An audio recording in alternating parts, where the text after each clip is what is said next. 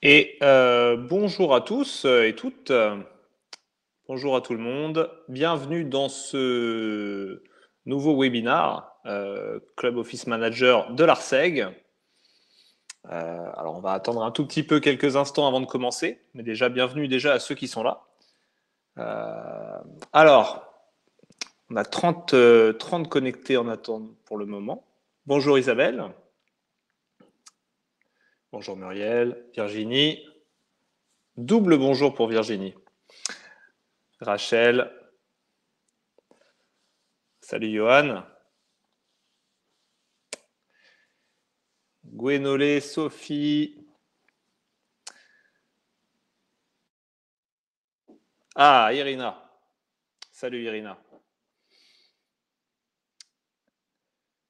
Estelle, Frédéric, bonjour à vous.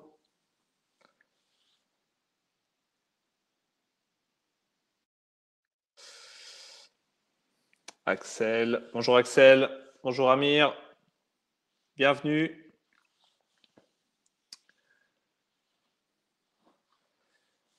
Salut Nicolas.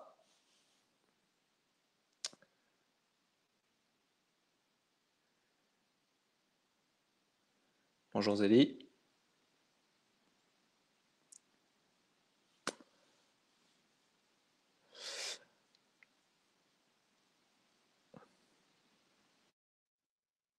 Et bonjour Patrice. Ok, on va commencer on va commencer maintenant. Ça va arriver au fur et à mesure. Donc bienvenue à tous. Tout nouvel épisode, tout nouveau webinar du Club Office Manager de l'ARSEG, le numéro 6, qui se portera sur... alors, Muriel, attends, comment je switch les slides? Slide d'après, s'il vous plaît. On va parler de la conciergerie. On va parler de la conciergerie en 2022, les évolutions et évidemment les prestataires, quelles sont les réussites pour une conciergerie au top, les échecs, des solutions. On va voir plein de choses avec différents intervenants. Alors, déjà, je vais accueillir mes acolytes. Alors, donc déjà, on a Muriel qui est là. Oui, arrivé un peu en avance, désolé. Mais c'est pas grave, Bonjour à tous. Mieux vaut tard que jamais. Bonjour il y a à Franck tous. Atex, Franck qui s'est connecté. Bonjour Franck. Donc, slide d'après, s'il te plaît. Du coup, Muriel. Alors, nous avons donc Muriel qui nous a rejoint, Office Manager chez Mattel. On a Fanny Lamarque, donc, qui est directrice de l'environnement de travail à Saint-Gobain, donc qui va monter sur scène incessamment sous peu. Voilà. Salut Fanny. Bonjour, salut. Comment tu vas? Très bien. Ah, ça a l'air lumineux derrière chez toi, là. Écoute, j'ai la chance de pas être au sous-sol. Je suis au 23e, donc ça va, c'est sympa. Bon. Dans la foulée, j'accueille Guy. Guy, qui est le directeur de l'environnement de travail de la BPCE. Bonjour à vous. Salut Guy, donc voilà, et c'est pour la première fois, et ça c'est génial, pour le Club Office Manager, on a la chance d'avoir avec nous deux directeurs de l'environnement de travail, donc comme ça ils vont pouvoir aussi apporter leur analyse et leur vision du métier. Et nous avons en guest star notre invité qui est expert dans le sujet que l'on va aborder aujourd'hui. Je nomme évidemment Daniel Breuil, directeur général de Bien-être à la carte. Salut Daniel. Donc bonjour à tous et guest star, je pense pas, mais en tout cas effectivement expert des solutions de conciergerie. Mais voilà, en toute simplicité et avec bonheur de participer à ce webinaire. Alors rapidement, juste pour que du coup les spectateurs comprennent. Donc du coup, Daniel, est-ce que tu peux nous présenter Bien-être à la carte en quelques mots? Alors Bien-être à la carte, c'est une filiale du groupe La Poste. Expert de la QVT depuis 20 ans au service des entreprises et surtout des actifs immobiliers. On est rattaché à la BU Santé dans la Poste, c'est-à-dire qu'on est dans la partie care, prendre soin des autres, au sens, c'est la définition de la santé au sens large de l'OMS. On porte les engagements et les valeurs du groupe La Poste pour tous, partout, tout le temps, ce côté service universel. Et notre engagement, il est de simplifier le quotidien, d'être tiers de confiance. C'est important aussi d'avoir des concierges tiers de confiance et puis de participer aux engagements RSE, ESG de nos clients. On opère nos métiers avec un ADN hôtelier. On est issu du groupe Accor et on est sur deux cibles principales, le corporate et ce qu'on appelle toute la partie immobilière, que ce soit tertiaire principalement actuellement et d'autres sujets qui vont venir sur l'immobilier d'une façon générale jusqu'au résidentiel. Voilà. Ok, donc une fenêtre assez large. Exactement. Beaucoup de choses. Écoute, merci déjà, Daniel, d'être là et d'avoir accepté tout simplement de nous rejoindre pour cette aventure qui va durer à peu près 1 heure. Et on va attaquer par la partie 1. Donc, il y a toujours 3 rubriques dans le Club Office Manager, Oh My News, Oh My Job et Oh My Tips. On commence par Oh My News. On va parler des évolutions de la conciergerie en 2022. Mais pour parler des évolutions de la conciergerie, il faut parler aussi des nouvelles habitudes de travail, puisqu'évidemment, ça va de pair. J'avais une question pour vous, Muriel, Fanny et Guy.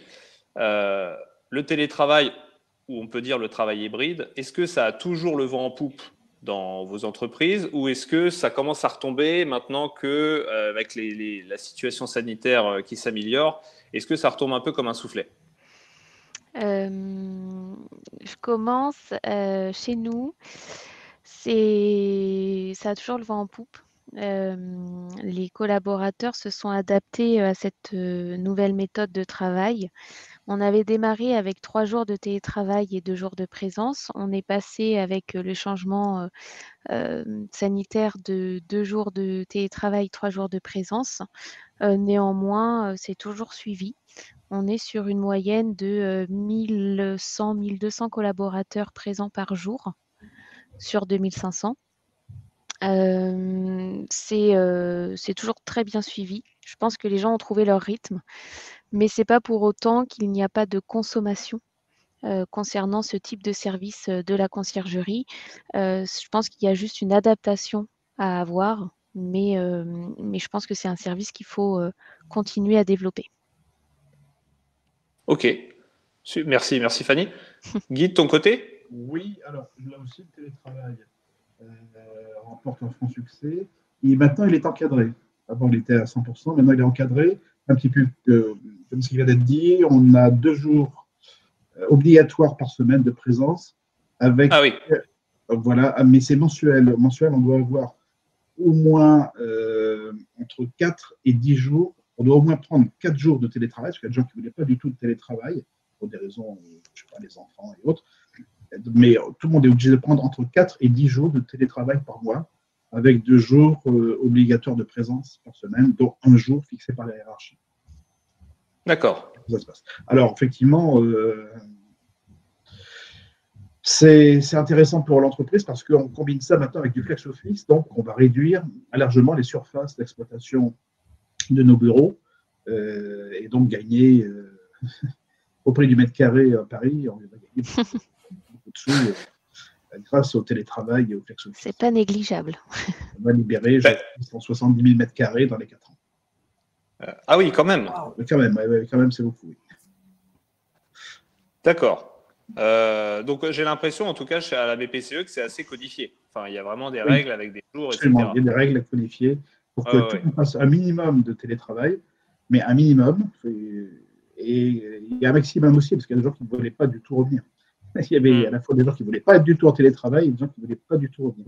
Donc ça a été encadré et codifié pour cela. Ok. Muriel, de ton côté ? Alors, chez nous, on est moins avancé, en fait. Alors, on n'est pas du tout sur un nombre de jours défini. On est en pleine discussion et négociation. Et en fait, le groupe a décidé de plutôt considérer la chose en parlant d'activités télétravaillables et d'activités qui doivent impérativement se faire sur site. Donc, ça va dépendre des fonctions, ça va dépendre des besoins de l'activité et on va s'adapter de la sorte. Et c'est vrai que pour revenir au thème d'aujourd'hui, la conciergerie, du coup, ça veut dire aussi qu'il faut repenser éventuellement les besoins des collaborateurs quand ils sont sur site, mais aussi quand ils sont chez eux. Oui, c'est pour ça, en fait. C'est vrai que on commence vraiment par ce sujet-là du télétravail parce que ça a vraiment bouleversé, évidemment, toute la logistique et toute la vie d'une entreprise. Et c'est vrai que du coup, faut adapter la conciergerie, il faut adapter les services avec justement les nouvelles situations. Est-ce que de votre côté, on est encore en phase de test dans ce type de mode de travail ou vraiment ça y est, c'est rodé, c'est en place, c'est stable? Comme je te disais, nous, du coup, on tâtonne un petit peu, on discute, on voit, et je pense que ça va s'adapter au-delà de l'aspect légal et qu'il va falloir organiser, au moins ici en local en France. Mais autrement, c'est quelque chose qui va vivre et qui va s'adapter au fil du temps en fonction des besoins de l'activité de l'entreprise et des volontés des collaborateurs aussi. Ok. Alors, du coup, on passe à la slide d'après et on attaque le cœur du sujet. Alors, en préparant ce webinaire, on a lu pas mal d'articles de presse aussi, et on a fait remonter vraiment quatre nouveaux grands besoins des collaborateurs qui étaient plus présents aujourd'hui qu'avant. Alors évidemment, ça coule de source, le besoin d'équipement à domicile, puisqu'évidemment, une grande majorité travaille de manière quand même assez récurrente, donc ils ont besoin de s'équiper chez eux. Ça paraît évident. Besoin de reconnaissance et d'écoute. C'est vrai que c'est revenu assez souvent dans les analyses. Besoin d'implication dans les décisions de direction. Donc après, ça c'est aussi votre feeling, mais j'ai l'impression qu'il y a une horizontalisation un peu de la hiérarchisation, de la hiérarchie dans les entreprises. Les gens veulent plus être impliqués dans les décisions de direction. Oui. Qui voit un peu ça J'ai le temps de réfléchir, qu'est-ce que je veux dire. Qui voit un peu ça chez lui? Alors, moi, je vais bien parler de l'équipement à domicile. Effectivement, donc tout le monde a été équipé très rapidement d'un micro portable, d'un téléphone portable avec casque. Ça a été vraiment fait très très vite. Après, il y a eu des demandes qui ont été faites pour avoir des sièges ergonomiques. Et là, il y a eu une proposition d'un siège ergonomique qui a été référencé et sur lequel la direction générale prenait la moitié du prix à sa charge. D'accord. Et puis sinon, on a pour les frais, on a 20 € par mois de dédommagement pour les frais Internet, électrique, chauffage. Ok. Idem chez nous, comme Guy, on a eu la dotation d'ordinateurs portables, de téléphones, de casques, de tout ce qui s'ensuit. Et on a une dotation idem de 20 € pour les frais qu'on peut avoir à la maison. On a également une médecine du travail qui s'est fortement impliquée et qui a, avec l'aide de la conciergerie, créé des ateliers sur l'ergonomie. On a aussi des ateliers sur la sophrologie, sur les bonnes postures à avoir quand on est à la maison et qu'on n'a pas forcément un bureau comme au travail avec les écrans nécessaires. Donc c'est très suivi par les collaborateurs. C'est quelque chose pour lequel il y a un fort intérêt. Et c'est là où justement on adapte un peu le service de la conciergerie sur la création de ce type d'atelier et l'accompagnement. On a également eu la possibilité, mais parce qu'on a déménagé, on a eu notre projet de déménagement, mais on a eu la possibilité de racheter à un coût assez significatif les anciens écrans qu'on avait et nos anciens fauteuils de bureau qu'on avait dans notre ancien bâtiment pour pouvoir en bénéficier chez nous. Donc voilà, c'est plein de petites astuces et de nouvelles méthodes qui ont été mises en place. Ok, merci Fanny. Est-ce que tu as ressenti, ça c'est le vrai dernier besoin qu'on ressent, en tout cas qui est diffusé dans la presse pour 2022, une vraie attente supérieure des collaborateurs sur la qualité de vie au travail? Honnêtement, oui. Oui, parce que ils ont pu avoir le confort qu'ils avaient à la maison, que ce soit un confort de transport, un confort de tranquillité, un confort de se sentir bien. Et ça, ils ont envie, oui, de le retrouver en entreprise. Alors, pas comme à la maison, mais en tout cas de retrouver un service qui puisse leur permettre de vivre leur journée d'une manière apaisée. Et on le ressent beaucoup parce que dès qu'on crée un atelier ou qu'on les fait participer à un événement, il y a un vrai engouement. Et encore plus quand c'est lié finalement à la possibilité de prendre un bol d'air et de se dire que pendant 1 heure, ils font quelque chose de complètement différent. Tout bête, on a organisé avec la conciergerie ce matin des ateliers terrarium avec en parallèle avec notre prestataire d'espace vert et ça a été un succès hyper hyper satisfaisant et on a même créé une deuxième date et les créneaux sont tous pleins. Ils nous ont remerciés sur les réseaux sociaux parce qu'on a un réseau un peu type Facebook, c'est le Yammer. Ils nous ont remerciés. Enfin voilà, il y a vraiment cet engouement et ils sont contents d'avoir pu vivre cette expérience en présentiel. D'accord, c'est super intéressant. Muriel, Guy, de votre côté, vous ressentez aussi cette attente des collaborateurs à avoir des services d'entreprise, une conciergerie qui soit présente ou peut-être un peu plus engagée?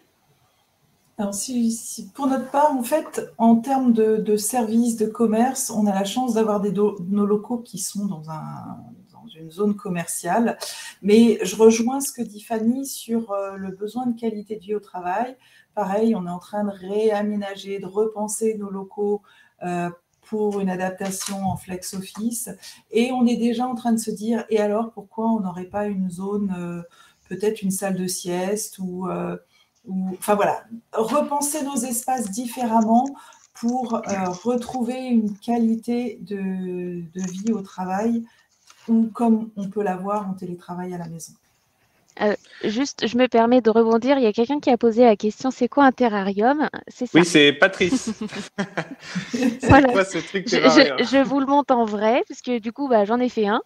Voilà, c'est un bocal qui permet d'avoir un écosystème dans un endroit un peu humide Végétal. et on peut avoir aussi bien du végétal que de l'animal. Et voilà.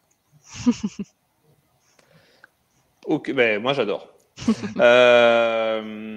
Donc, augmentation des besoins de la qualité de vie au travail, les nouveaux services qui s'adaptent, et donc du coup slide d'après, forcément des évolutions dans la conciergerie, des évolutions dans les services, et donc voilà. Daniel, c'est quoi aujourd'hui les vraies évolutions de la conciergerie en 2022? Est-ce que du coup, toi aussi dans ton secteur, bah voilà, tu es obligé de t'adapter aux nouvelles tendances de travail? Oui, je suis d'accord. Je reprends, Fanny, tes propositions, en tout cas les actions que vous menez. Moi, je dirais il y a un enjeu de fidélisation qui est croissant. Ça, c'est sûr. On remarque que les entreprises sont vraiment à considérer que cet enjeu de fidélisation et la perte de talent est au cœur du sujet. C'est renforcer l'attractivité des bureaux. Ils ont goûté à d'autres environnements beaucoup plus confortables, comme le citait Fanny. Et là, vraiment, il y a qu'est-ce qu'est mon lieu de travail, qu'est-ce que devient mon lieu de travail, et puis il y a le rôle de l'employeur sur la santé qui est quand même assez important, sur la santé des collaborateurs, pas dans le sens médecine du travail bien entendu, mais pour, j'irais, lutter contre l'isolement des burn-out qu'on a connus pendant la crise sanitaire. Il y a eu ces cas d'espèces qui sont apparus. Et puis, il y a le sujet de l'animation, et tu le citais, Fanny, je pense que toute animation a un succès vraiment très clair. En tout cas, nous, on voit dans notre proposition de valeur en termes de conciergerie, on a des animations inspirantes, enrichissantes, qui sortent du cadre simplement j'apprends avec mon métier. Pour rejoindre Olivier sur la partie de l'évolution de la conciergerie, moi je vais reprendre le slide à l'envers si vous le permettez, mais je veux dire, d'abord on a une proposition de valeur qui est importante, où les gens attendent une expérience personnalisée et attractive. Donc, il faut vraiment que ça soit personnalisé pour que ça soit dans la séduction des populations. Et on a aussi tout ce qui est attractivité liée aux contraintes post-Covid.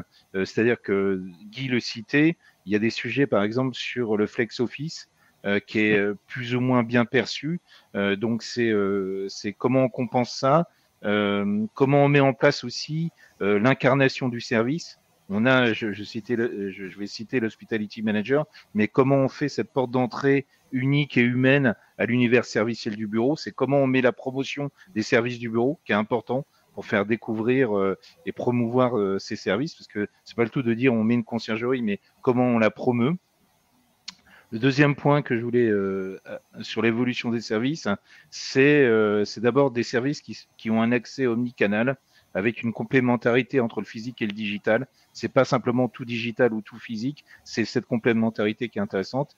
Des animations inspirantes. Je viens apprendre et partager autre chose sur mon lieu de travail. Le terrarium, c'était un bon exemple, Fanny, merci. J'irai et sur se réunir autour de causes solidaires et s'engager sont aussi importants aussi. On voit que ça crée, alors c'est du team building, hein, on peut le dire différemment, mais voilà. Donc c'est cette richesse qui va faire la différence. Et après, nous, on met en place des profils dans l'évolution de la conciergerie. Nous, ce qu'on a pu voir évoluer en dehors des animations et des services qui évoluent, c'est aussi le fait que nos concierges deviennent des hospitality managers, de véritables ambassadeurs sur lesquels on doit veiller à une différenciation dans le recrutement. Typiquement, on va aller chercher des soft skills à haute valeur pour nous par rapport aux enjeux qui sont les enjeux de maintenant sur notamment des gestes d'empathie, de discrétion. Quand on fait un métier hôtelier, c'est l'empathie, la discrétion, la proactivité. On a tous eu l'envie d'avoir la fourchette qui nous manque à table et que vient nous amener le serveur très discrètement sans qu'on l'ait demandé. Donc ce genre de sujet je dirais d'empathie et de proactivité sont importants. Et puis le sens de la communication, puisque on dit qu'on va faire plus d'animations, donc il faut aussi qu'on ait des personnels qui savent mettre en valeur les animations avec des prestataires de qualité. Voilà ce que j'avais à dire, Olivier, pour répondre à tes questions. Je vais permettre de rebondir dans le chat. On a Johan qui pose une question sur laquelle on reviendra un peu plus tard. Sur le budget, quels sont les budgets de fonctionnement de la conciergerie? Alors, on a Marie-Estelle qui répond sur le fait que c'est un budget direction de l'environnement de travail. Chez d'autres, c'est aussi le CSE qui finance. Oui. Il y a aussi parfois la participation de collaborateurs. Par exemple, chez Saint-Gobain, c'est pareil, c'est l'environnement de travail qui prend en charge la plus grosse partie, mais on a quand même une petite cotisation annuelle de 5 €. Et après, certains services qui sont payés directement par le collaborateur avec un prix réduit.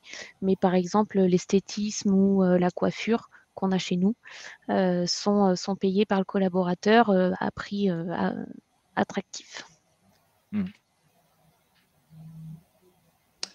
Oui, et juste donc, du coup, pour Daniel, tu as à peu près des prix, parce que quand on parle de budget de la conciergerie, je pense que ça s'adapte tout simplement, enfin, déjà aux prestations qu'on commande et puis à la taille de l'entreprise aussi. Enfin, ça peut être très, très variable, quoi. Oui, de toute façon, on a toujours des bons prix, je ne vais pas dire le contraire, mais on a le meilleur prix. En tout cas, on essaye d'avoir le meilleur rapport qualité-prix. Non, le vrai sujet, c'est que on peut partir sur des formules ou des solutions purement digitales qui sont à la fois peu onéreuses. Donc, on va démarrer sur des budgets qui peuvent être aux alentours de 10 000 € à l'année pour 3 000 personnes, par exemple. On peut avoir différentes formules jusqu'à, je sais pas, 400 000 € parce qu'on a un service complet avec plusieurs concierges, des hospitality. Donc, c'est très variable en fonction. Ce qu'on voit, c'est que si on s'adapte au public de ce webinaire, j'en reparlerai à la fin, mais on a des solutions scalables qui sont liées à la taille de l'entreprise et qui sont intéressantes, voilà, et qui offrent tout d'une grande entreprise, entre guillemets, quasiment, en termes de services à valeur ajoutée. Et ça, on en rediscutera effectivement. On en rediscutera du coup, en troisième partie. On a le témoignage de Stéphanie qui est très intéressant dans le chat, qui dit « Pour ma part, nous avons mis de nombreux ateliers do-it-yourself, soit en nous appuyant sur des talents internes, en effet, soit via des partenaires. Nous avons un espace bien-être interne de 300 mètres carrés où nous mettons à disposition des cabines et salons pour coiffeurs, barbiers, masseurs, hypnothérapeutes, réflexo-diététiciens. Ouais, super. Ouais, même une salle d'allaitement, ouais, tout à fait. C'est complet. Oui, mais ça nous arrive, c'est pas anodin. Ça nous arrive, on a un de nos clients qui a 400 mètres carrés avec le lobby, avec les salles de sieste, avec l'espace bien-être. Vraiment, c'est pas quelque chose qui est atypique. On a même des boutiques, vraiment des boutiques complètes sur d'autres clients. Ça va vraiment dépendre à la fois de la culture de l'entreprise, de la situation des bureaux. Est-ce qu'on a besoin de les suppléer sur un certain nombre de services? Et puis après, il y a vraiment effectivement cette orientation vers le bien-être et la prise en compte de tous les besoins des collaborateurs. Ok. Une question d'Emmanuel aussi, mais on va avancer dans les slides, qui dit à partir de quelle taille d'entreprise cela devient véritablement intéressant? Je dirais plutôt, moi je répondrai pas forcément par une taille d'entreprise parce que nous justement, alors c'est aussi le sens du service universel du groupe La Poste, hein, c'est aussi d'ouvrir ces services-là à des TPE, PME. On pense que effectivement c'est important que tout le monde y ait droit. Après, c'est vraiment la scalabilité du budget et de l'implication de la direction sur le sujet. Donc, c'est souvent un sujet de direction d'ailleurs. On a des CSE qui participent, mais c'est souvent des directions, des DRH et des directions de l'environnement du travail, forcément, à la base. Après, je pense que tout dépend aussi des services qu'on veut mettre en place. On peut avoir le strict minimum comme le full service. Je pense qu'une petite entreprise peut se permettre d'avoir une conciergerie qui n'est pas forcément physiquement présente, mais plutôt une plateforme avec un service minimum classique d'une conciergerie. Je sais pas. C'est clair. De toute façon, je pense que chaque entreprise a des besoins particuliers, a des tailles différentes. Donc, et puis et comme dit Daniel, c'est vrai que c'est une vraie décision de direction. Donc, parce que évidemment, c'est eux qui vont fixer aussi les budgets et les services. Ok, on avance du coup un peu, les amis. Slide d'après. Partie 2. Alors ça, c'est une vraie question. Est-ce que d'avoir une conciergerie en entreprise, donc avec quand même un certain nombre de services, des prestataires externes, est-ce que c'est une vraie valeur ajoutée pour le recrutement? Est-ce que vous voyez, alors pour le recrutement ou pour conserver ses effectifs? Je dirais oui. Moi, je dirais oui aussi, et je ne peux pas dire le contraire. Moi, c'est difficile de dire le contraire. Par contre, ce qu'il y a d'important, je pense, je voulais signaler 2 points. C'est qu'il y a une différenciation pour le recrutement, enfin pour recruter les bons candidats. C'est comment on va mettre en valeur les services, comment on va faire la promotion dès l'onboarding du collaborateur jusqu'à les animations du programme. Et puis, pour développer une fierté d'appartenance, en fait, on va développer cette fierté d'appartenance au travers de ça. Et la différenciation aussi des services eux-mêmes. Est-ce qu'ils sont pertinents? Si par exemple on a une localisation défavorable des bureaux, qu'est-ce qu'il faut compenser? En fait, c'est faire une analyse de la compensation qu'on va mettre, parce que, enfin, je dirais, nous on le sait parce qu'on a importé quand on était à Accor, on a importé ce service des États-Unis. Et c'était vraiment des compensations que faisaient des entreprises les plus performantes pour, donner des avantages sociaux à leurs collaborateurs. Donc ça, c'est vraiment important, je pense, c'est la mise en valeur des services et la pertinence des services avec l'adéquation aussi avec la population service. C'est-à-dire, quelle est la population servie? On ne fait pas la même chose pour du tertiaire que pour l'industriel, que pour des populations techniques, des populations commerciales. Donc, il faut aussi s'adapter à la population et à la culture d'entreprise, bien entendu. Guy, Muriel, vous, coup, est-ce que... Alors, je peux rajouter quelque chose. Je ne pense pas que l'on recrute grâce à la conciergerie. On a rarement vu, enfin moi je ne connais pas des gens qui ont dit ouais, il y a une conciergerie, super, je vais venir bosser chez vous. c'est un élément de plus de confort que demandent surtout les jeunes. Voilà, c'est plus un élément de confort qui peut être décisif pour retenir les gens. Ils disent, ah bah c'est bien, je pourrais garder mes enfants, je sais pas, ou garder mes enfants ou faire telle ou telle chose. Au même titre que quand ils demandent s'il y a du télétravail, s'il y a d'RTT, si on peut faire du télétravail à l'autre bout de la France. Voilà, ça fait partie des éléments de confort que demandent de plus en plus les jeunes et qui contribuent au fait qu'on va en différenciant par rapport à d'autres entreprises et qui nous choisissent. D'accord. Je me rapproche de ce que dit Guy. J'ai échangé avec une RH chez Saint-Gobain et effectivement aujourd'hui, alors le salaire reste l'attractivité, mais tous les autres services que peut proposer l'entreprise rentrent en compte aujourd'hui dans le choix d'un jeune talent dans une entreprise. Ça passe par la conciergerie, mais aussi la salle de sport. Ça passe aussi par le télétravail, par les avantages sociaux. Les tickets restaurants, la participation, la part patronale prise au RIE, voilà, tout ce genre de choses aujourd'hui rentrent dans la sélection pour un recrutement pour un jeune talent. C'est alors pour ceux du coup qui ont eu justement ou qui ont toujours d'ailleurs des services de conciergerie, une conciergerie disponible dans leur entreprise. C'est quoi vos plus grandes réussites? C'est-à-dire, voilà, les services que vous avez proposés qu'ils ont adorés. Donc, Fanny, tu parlais du Terrarium. Et aussi, parce que c'est intéressant de le dire, les échecs, les flops. Dites-nous en commentaire aussi dans le chat si vous, de votre côté, vous avez aussi mis des choses, des services qui ont vraiment cartonné et d'autres qui ont fait un flop total. Je pense que des fois, on peut être surpris. Enfin, moi, je sais que j'avais une conciergerie dans mon ancienne entreprise où on s'est dit tel événement, tel truc, ça va cartonner, ils vont adorer. Au final, personne.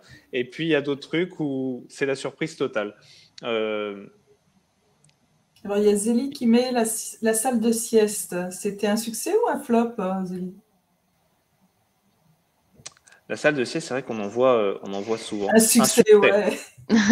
Eh ben, nous, on en a mis en place 2 chez Saint-Gobain. On a mis 2 2 lits, 2 vrais lits, pour permettre la sieste. Et on a mis 2 sièges. Alors attention, shiatsu, je ne sais pas si je le dis bien. Shiatsu. Voilà, pour les massages et c'est prisé comme de l'or. Les collaborateurs réservent donc c'est 20 minutes de créneau et les créneaux sont pleins tout le temps. Et j'aurais pas cru, honnêtement, que ce soit ce type de service qui soit prisé. On a une esthéticienne, une masseuse et une coiffeuse. Pareil, ça cartonne. Mais par contre, un flop. Et c'est dommage, mais je pense que c'est pas suffisamment connu et c'est pas encore bien rentré dans les mœurs. On a mis en place une salle de musique avec des instruments qui ont la possibilité de jouer sans forcément faire de bruit ambiant. Donc on a le casque et on s'entend. On a dédié une salle entière pour ça, avec une guitare, un piano, une batterie, etc. Et à notre plus grand regret, ça n'a pas eu l'engouement attendu et c'est dommage. Mais bon, on ne perd pas espoir. Comment tu l'expliques justement ça, le fait qu'il n'y ait pas eu d'engouement particulier?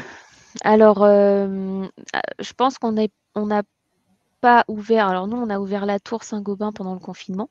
Donc déjà, ça ne nous a pas forcément aidé à facilement communiquer sur les services. On a eu du mal à faire revenir les gens. Maintenant, les gens reviennent un petit peu, découvrent un peu la tour. Donc, on a créé à l'environnement de travail des visites. On appelle ça le onboarding. Donc, c'est des visites pour accueillir les nouveaux collaborateurs, pour leur faire découvrir tous les lieux et les services qu'on peut leur mettre à leur disposition. Et ils adorent parce que du coup, ils découvrent qu'il y a une conciergerie qui est énorme et qui délivre pas mal de services. Donc, je pense qu'on opte pour la communication à fond et on espère que ça puisse changer. Je pense qu'il y a eu un grand manque de communication, de méconnaissance et puis de nouveautés qui, pour l'instant, n'a pas forcément attiré parce que pas habituelles. C'est intéressant. Alors, Guy, je sais Oui. que du coup, il y a. Ouais, je vais commenter ça. Guy a fait un tableau Bah. au top. On sent la personne organisée. Et justement, tu as fait un tableau de tous les services que tu as pratiqué avec alors, peut-être la BPCE ou. Enfin, vas-y, je te laisse présenter ton. Alors, je voulais juste terminer moi, sur la partie sieste, parce que nous, ça a été un échec. Ça a été un échec parce que il a été considéré que les gens qui utilisaient la salle de sieste étaient des tirs au flanc. Voilà, je résume. Et donc, c'était très mal vu d'y aller. Non, mais tu rigoles, mais non, mais c'est vrai. Oui.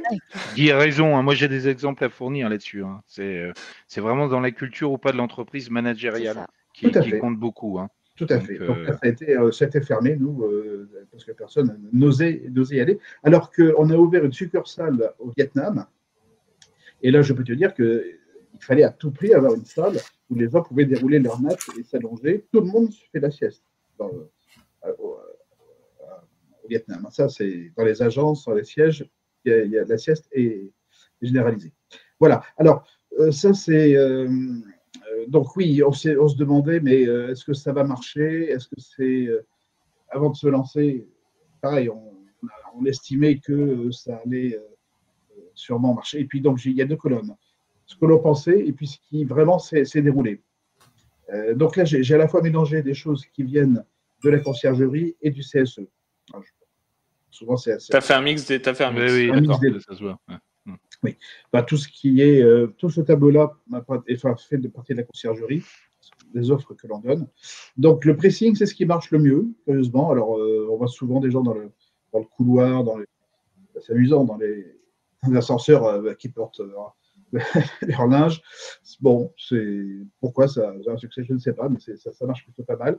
La cordonnerie, retouche, bon, c'est très occasionnel, c'est quand on a besoin. Ouais. Voilà. Lavage automobile, alors là, le vide. Et puis, on a proposé aussi de remplir les papiers administratifs. Alors là aussi, c'est un petit peu sieste, hein, la honte. Ah là, il y a eu un refus, là. Là, je le vois, ça n'a pas marché. Personne n'envisage que l'on puisse savoir qu'il ne sait pas remplir un papier administratif. Même si un ministre a essayé de faire une phobie administrative, mais il n'y a pas eu beaucoup d'effets d'entraînement derrière. Au niveau des achats, donc il y a une boutique aussi, effectivement, au niveau de la conciergerie qui permet d'acheter des cadeaux. Faire des cadeaux entre collègues, c'est relativement rare. À la hiérarchie, éventuellement, quand c'est la période d'appréciation, ça peut s'envisager, mais là aussi, c'est assez rare. Donc, on se doutait que ça n'allait pas très bien marcher et on n'a pas été déçus, ça ne marche pas du tout. Voilà, même les fleurs, donc c'est pas bon. Par contre, ce qui marche, j'ai mis soin esthétique, la coiffure marche plutôt franchement bien. Soin esthétique aussi, mais et manucure, là aussi, c'est pareil. C'est assez mal vu de dire je vais au boulot pour me faire les ongles et tout ça. Pareil, c'est une connotation un petit peu comme la sieste, un peu négative. Donc, ça ne marche pas bien. Sur le second truc, alors là, c'est donc les timbres. Ça marche bien. Les gens achètent des timbres. C'est des choses.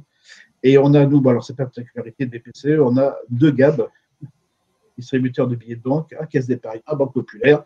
Ils sont l'un à côté de l'autre à 1 mètre d'intervalle. Et ça marche plutôt bien. Bon, les gens tirer leurs sous en interne, c'est plutôt pas mal. Enfin, ces GAB, ils servent aussi à tester les nouvelles applications qui sont mises en service. C'est pas que non plus que pour le personnel, c'est pour aussi faire nos tests. Ce qui marche plutôt pas mal et qui a marché. Voilà, la nourriture, ça marche plutôt bien. Avec le télétravail, voilà, les fruits frais, ça marche plutôt bien. Aussi. Et là, il y a les fan clubs. Et les boissons, alors là, les boissons, c'est du topissime. Je ne sais pas quel est le chiffre d'affaires. On me l'a dit, c'était quelque chose d'affolant de tout ce qui est au bar. On a des bars, bien sûr, sans alcool, mais tout ce qui est café, jus de fruits, détox, chocolat, tout ça, vraiment, c'est une occasion pour que les gens se réunissent. Et donc, ça a un véritable et un franc succès. Toutes les boissons ont un véritable franc succès. Et la nourriture, j'aurais pu le mettre aussi, j'ai un peu oublié. Aussi, les gens viennent, surtout à cause du Covid, viennent retirer un petit peu de la nourriture et puis ils vont manger à l'extérieur plutôt que se mêler avec les autres. Ouais.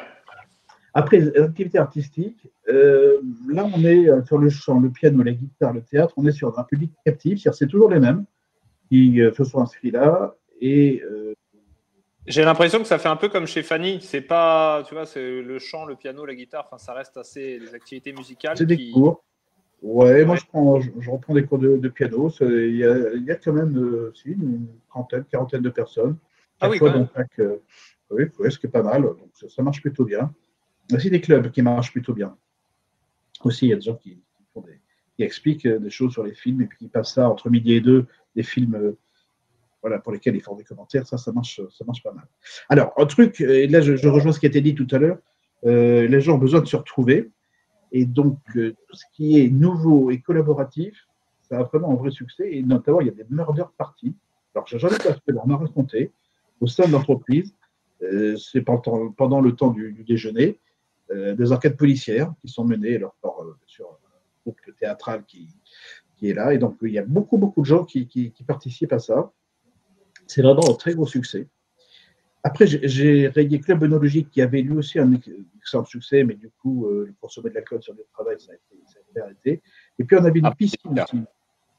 On avait une piscine là où on est actuellement, on s'est demandé est-ce qu'on la garde pas. Mais on s'est vite rendu compte que c'était compliqué parce qu'il fallait avoir un maître nageur, il y avait des obligations qui étaient assez lourdes, donc on a mis un parquet au-dessus, c'est-à-dire une salle de step, enfin, donc D'accord. bon, mais ça, c'est notre bâtiment actuel, sachant qu'on va déménager à partir du mois de juin sur les tours du haut, les deux tours Porte d'Ivry, là, qui sont un peu penchées, vous devez voir si vous prenez le périphérique, et sur lesquels il y a marqué groupe PTCE depuis maintenant 2 jours. D'accord. Magnifique tour. Ouais. Oui, Jean-Noël qui nous a fait ça. Et alors, juste un commentaire, parce que je l'ai appris il y a peu de temps, ça veut représenter le danseur et la danseuse. Le danseur qui est plus grand avec la tête penchée et la danseuse, voilà. Il fallait le savoir. Tu vas être bien là-bas. Oui, on a visité ça, c'est plutôt pas mal. Daniel, Olivier, oui.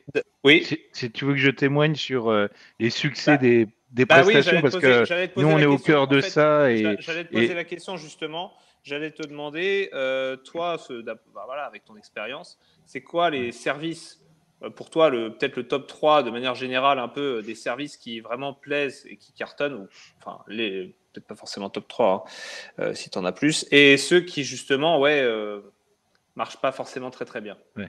Alors avant de te répondre précisément à cette question, mais je vais t'y répondre, je pense que ce que témoignait Guy et ce qu'on a dit, c'est qu'effectivement, il y a des fausses bonnes idées et c'est souvent un écart entre nos interlocuteurs B2B, la culture d'entreprise et ce que souhaitent les collaborateurs. Donc c'est là où il faut essayer de faire rejoindre, entre guillemets, les sujets et sur la nécessité aussi de mettre en place un indicateur qualitatif au niveau de la conciergerie pour remonter à la fois les remarques des utilisateurs et du coup faire une évolution des services. Donc c'est moi ce que je conseille, c'est d'abord ça. Après sur les succès, les vrais succès, moi j'en vois trois. C'est le relais colis. Alors, ne prenez pas ça parce que je suis de la poste hein, entre guillemets parce que ça pourrait être perçu comme tel, mais c'est surtout le succès de l'e-commerce. Les espaces de bien-être, c'est vraiment un carton plein. C'est vraiment, les gens ont besoin de bien-être et du coup, ça s'organise bien. Il faut que ça s'organise. Alors, juste, Et Daniel, juste pour que tout le monde comprenne, c'est quoi pour toi les espaces de bien-être pour que tout le monde voit bien les espaces de bien-être, c'est à la fois, on l'a dit, les services de base, coiffure, esthétique, D'accord. pour aller jusqu'à des sujets qui sont, on a vu, les animations et notamment la prévention santé, mais typiquement des ostéos sur place. C'est quand même des séances d'ostéo, c'est très bien perçu. Vous avez des jeunes équipes qui font du sport, ou en tout cas vous les promouvoir. Et c'est aussi, on a parlé des massages assis, on a parlé d'un certain nombre de choses, mais je dirais, c'est vraiment là, pour moi le sujet. Donc c'est vraiment relais colis, espace bien-être, prévention santé au sens large et animation.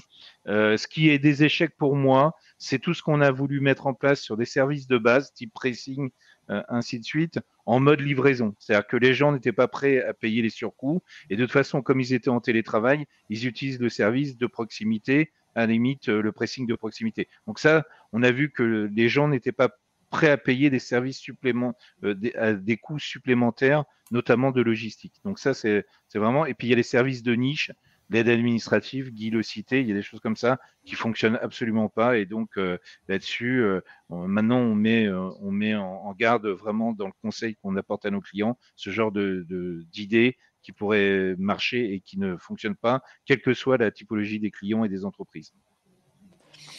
D'accord, donc des services quand même assez différents et vastes. Et justement, du coup, alors slide d'après, quand on travaillait un peu sur ce webinaire, on a découvert un peu dans certaines entreprises, donc en France, des propositions de services pour les employés qu'on trouvait un peu originaux et qu'on voulait un peu mettre en avant.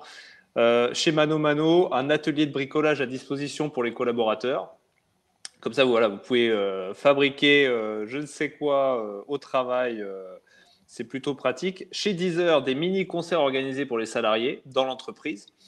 Et alors, chez Frishti, petit déjeuner et goûter offerts par l'entreprise tous les jours. Dites-moi dans le chat, en commentaire, dans quelle entreprise vous aimeriez être, Mano Mano, Deezer ou Frishti, par rapport au service. Muriel, par exemple, toi, quel est ton service favori là, parmi les trois? Moi, je vais chez Frishti tout de suite. Ben, C'est clair. on revient à la nourriture. Tout de suite. Ah, Corinne nous dit Mano Mano. Corinne, je crois qu'elle bricole. Elle fait du bricolage. Ah, il y a Mano Mano arrive quand même. Voilà, j'ai été 10 ans. Ben oui. Ben voilà. Daniel, ça te donne des idées du coup pour un futur service proposé en atelier de bricolage. Mais c'est vrai que c'est loin d'être bête. Tout ce qui est DIY fonctionne bien. Typiquement, on le fait sur la mobilité douce avec des ateliers DIY sur la réparation de vélo ou la maintenance de vélo. Ça marche plutôt bien. Les gens veulent apprendre, Mais les ateliers de création ou d'apprentissage, ça fonctionne hyper bien. Très bien. Je vois là, il y a de plus en plus, je vois Mano Mano. C'est marrant, c'est intéressant. Du coup, alors, parce que là, on va avancer un peu. On est à 10 minutes à peu près de la fin du temps. Slide d'après. Du coup, la grande question, c'est voilà, un office manager ou responsable des services généraux, DET. Comment il s'y prend pour vraiment trouver un prestataire qui est adapté à ses besoins pour justement, pas forcément faire de flop ou en faire le moins possible. Ça rejoint ce que disait à la fois Daniel et l'expérience de Guy tout à l'heure. Je crois qu'il est déjà important de recenser les besoins des collaborateurs et ce qu'ils attendent en fait. Parce que ce qu'on lisait dans le chat il est déchaîné, c'est génial, merci à tous. Mais ce qu'on pouvait lire précédemment, je ne sais plus de qui disait un même atelier peut très bien marcher avec un certain public et pas du tout avec un autre, donc c'est pas forcément l'atelier lui-même ou le service qui est proposé il faut qu'il corresponde à son public pour être un succès. Donc déjà peut-être recenser les besoins et les attentes et puis ensuite chercher le prestataire en fonction.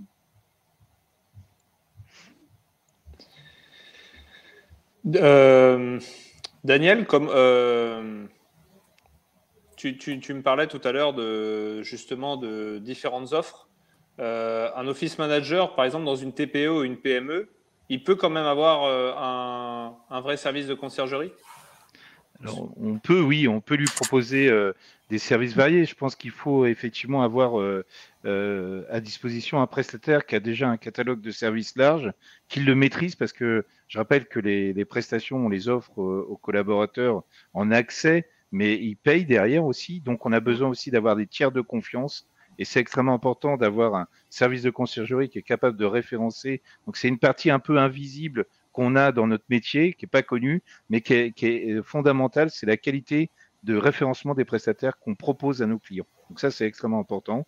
Le deuxième point, c'est que effectivement, il faut avoir une proposition de programmation événementielle variée.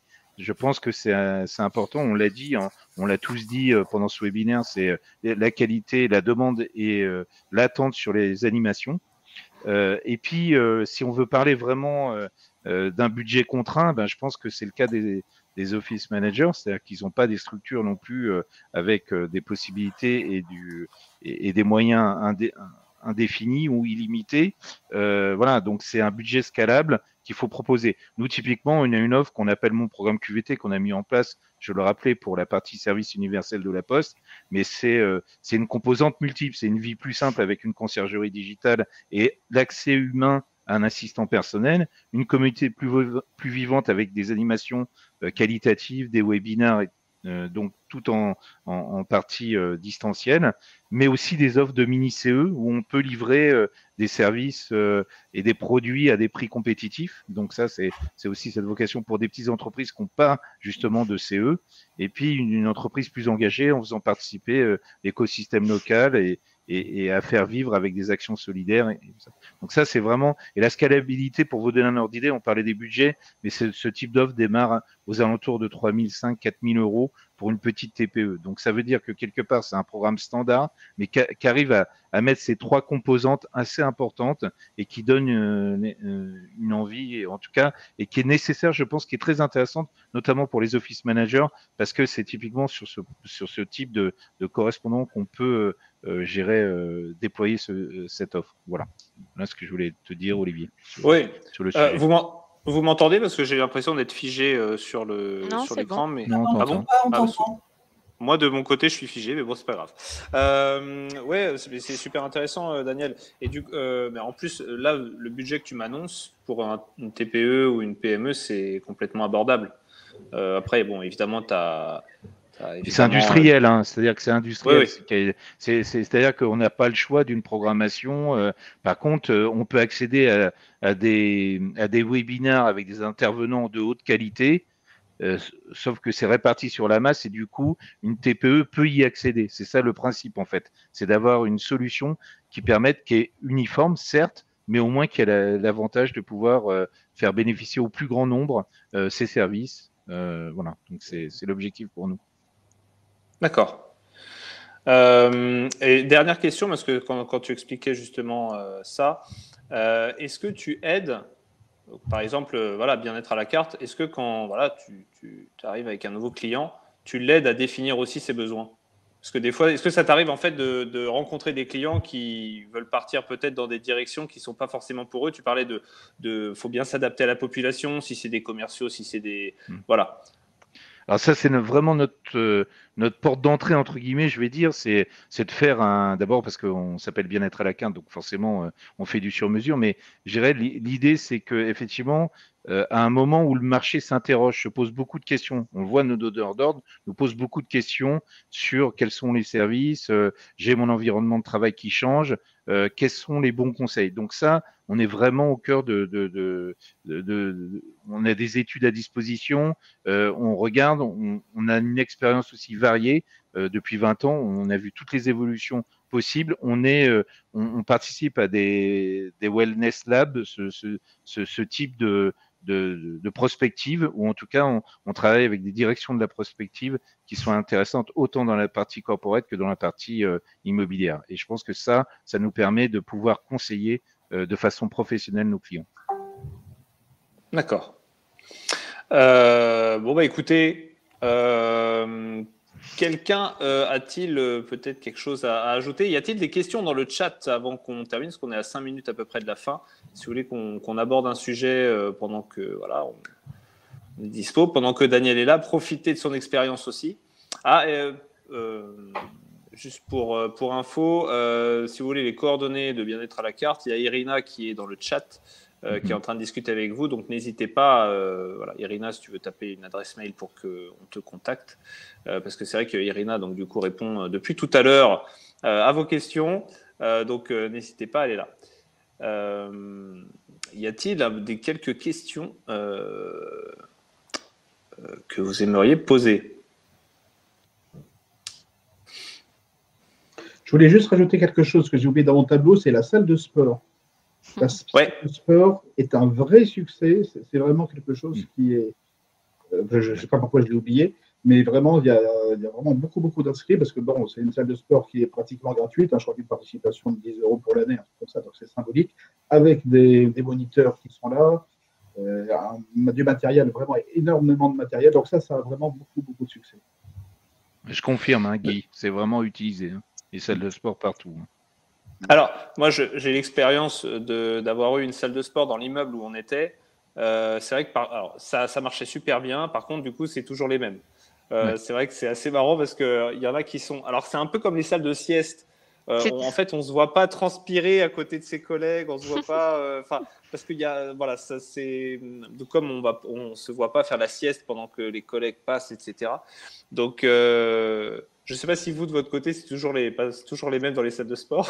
Oui, mais ce qui marche bien aussi avec maintenant les nouvelles méthodes de travail, c'est la salle de sport physique pour ceux qui sont présents, mais c'est aussi la salle de sport en distanciel avec des cours en live. Et chez nous, ça a été fait.